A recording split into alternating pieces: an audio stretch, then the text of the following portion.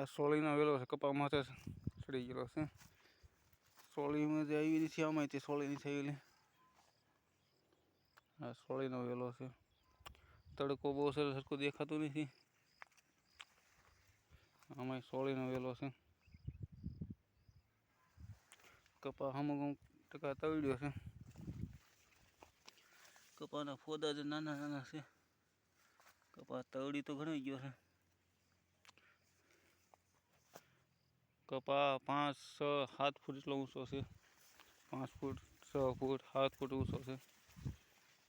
એકવાર કપા વીણાઈ ગયો છે આમાં. કપા તો ઘણો તવડી ગયો છે.